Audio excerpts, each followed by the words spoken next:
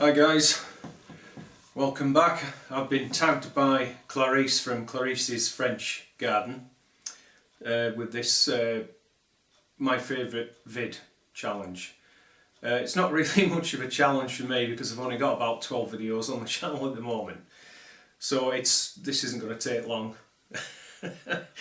Anyway, get on with it. So really, out of the few that I've got on the channel, I think the favourite one would have to be a tour around the plot as the depths of winter approaches. I think it's entitled, and really I suppose the reason for that is the number of views that it got, which quite surprised me.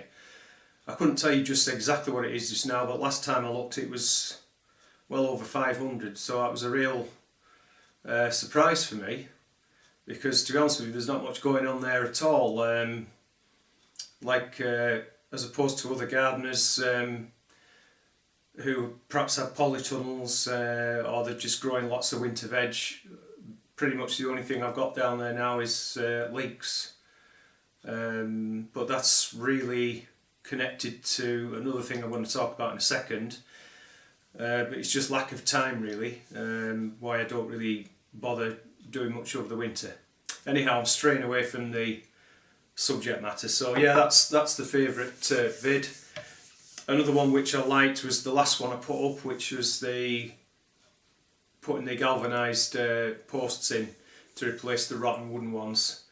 And I think the reason why I liked that was because it's the first time I've ever used postcrete in my life, and I was expecting a bit of a, well, I didn't know what to expect. I thought it might be a disaster unrolling on film, but everything went according to plan.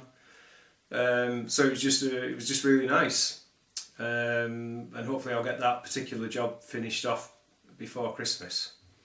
So while I'm here, I might as well just talk. There's another challenge. I haven't been tagged as far as I know, but I'm just going to mention it anyway, about the review of the year sort of thing.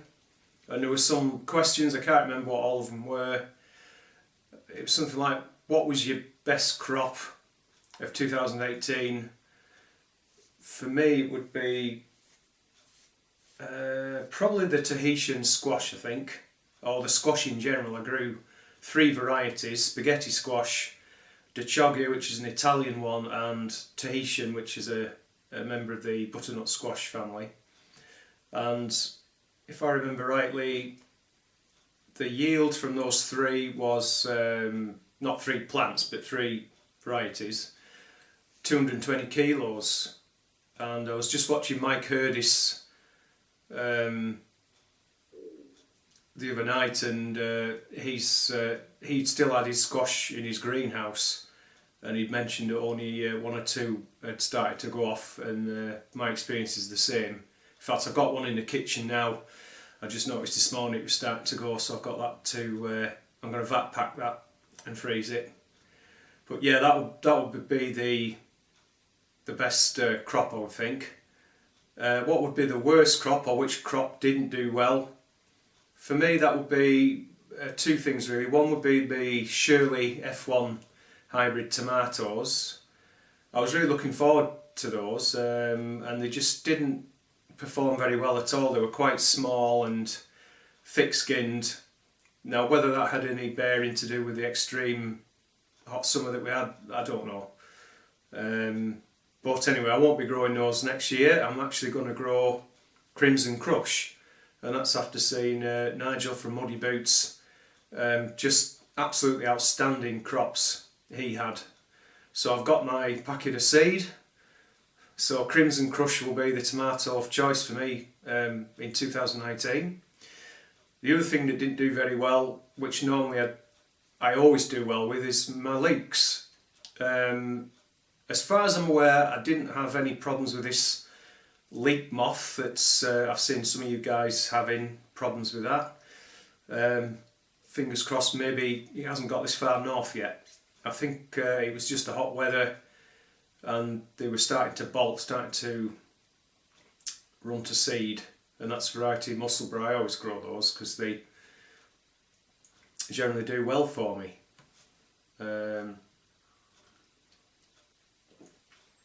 So yeah, maybe it was just a temperature thing. I'll be doing them again next year, so I won't give up on those. Another question was, what are your plans, I think it was, for 2019? Well, quite a lot really, because I've got a bit of news. I'm actually, next year, I'm taking voluntary early retirement, so I'm finishing work in April 2019. I thought they're not having another summer out of me, so not long to go now really. So it feels really quite exciting. The first time in 40 years I'll be able to wake up and decide how I want to spend my time, doing the things that I choose to do rather than what I've got to do. So it feels really exciting and I guess also like a massive adjustment, to be honest. I don't know how I'm going to feel, so I just need to get to that point and experience what it's like to, as I said, not have to do something because you've got to rather than you want to do it. So hopefully I'll be able to put some more time in on the plot, and that might mean growing some more varieties or doing some more things over the winter. I've got quite a lot of infrastructure projects. You've seen the last video I mentioned about the posts. I've got another 3 sets of those to do with the post and wire structures. I want to spend some more time reworking some trees in the micro orchard and doing some more grafting and budding. I've got some paths to lay because I want to expand on the no dig side of things. So actually, yeah, there is quite a lot of projects I've got. I also want to re-engage in some of the other hobbies that I never seem to have any time. So I want to get back fell walking, perhaps doing a bit of fishing, things like that. So it's really feels quite exciting. Who knows what will happen? So I'm going to leave it there. So put some channels who I'm going to tag or nominate to do the vid challenge and the 2018 review. I'll put those in the link below. And if you haven't been over to Clarice's French garden, please do. I'll put her link in the description below as well. So thanks for watching. Take care, folks, and see you soon.